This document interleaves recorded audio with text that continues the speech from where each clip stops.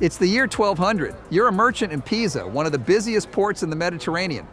You need to split a shipment of pepper between 3 buyers, convert Florentine coins to Genoese pounds, and calculate your profit before the tide turns. Your tools? Roman numerals. Try multiplying XLVII by CCIX. Good luck. One young man from this city had a better idea. His name was Leonardo, and he'd learned a secret in North Africa that would reshape European civilization. He is our first pioneer of probability.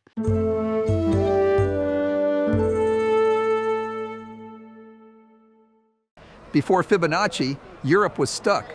Roman numerals worked fine for carving dates into marble. But for commerce, for the messy, high-stakes arithmetic of medieval trade, they were nearly useless. Damnation! There was no zero, no place value. Multiplying large numbers required a physical abacus and years of training.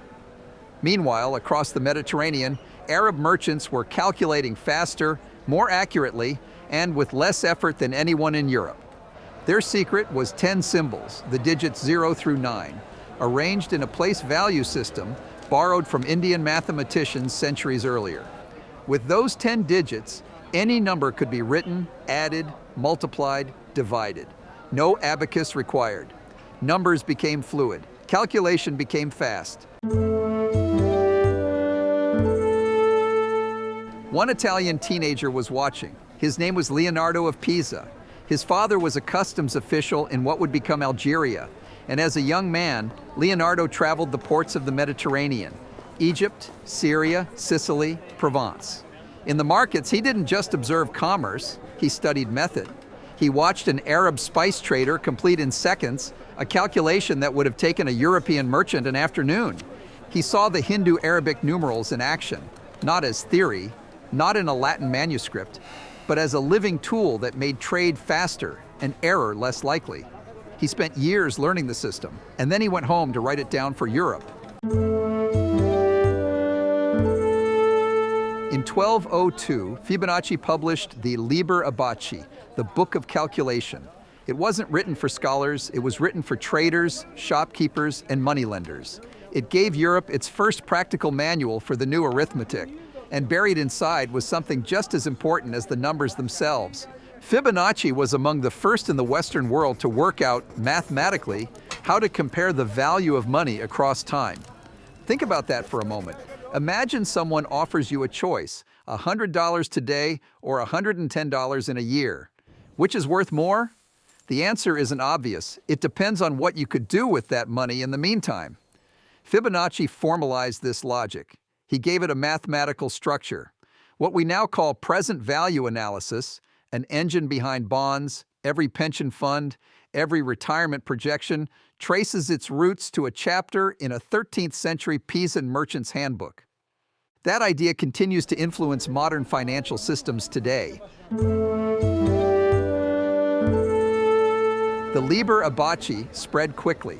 Within a generation, Italian merchant schools were teaching Fibonacci's methods. Historian William Gutzman has documented how the commercial arithmetic of Florence, Venice, and Genoa, the cities that built modern banking, descended directly from Fibonacci's work.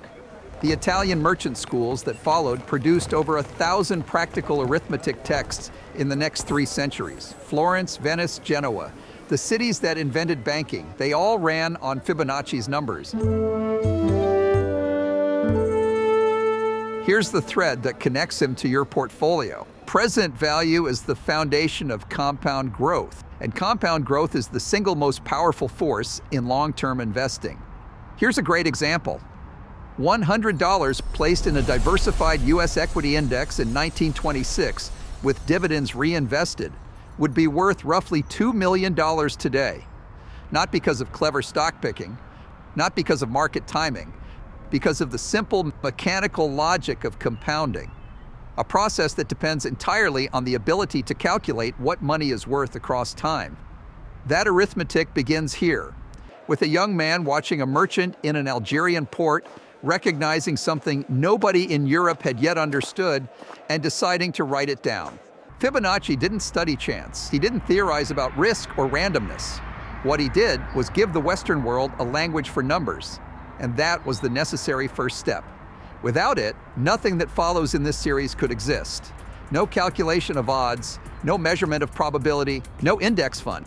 You cannot reason about uncertainty until you can write numbers down and manipulate them fluently. He handed humanity the toolkit. Over the next 4 centuries, 17 more thinkers would pick it up, each one asking a harder question, pushing further into the mathematics of uncertainty, until the modern science of probability, risk, and investment finally took shape. That's the story this series tells. These are the pioneers of probability.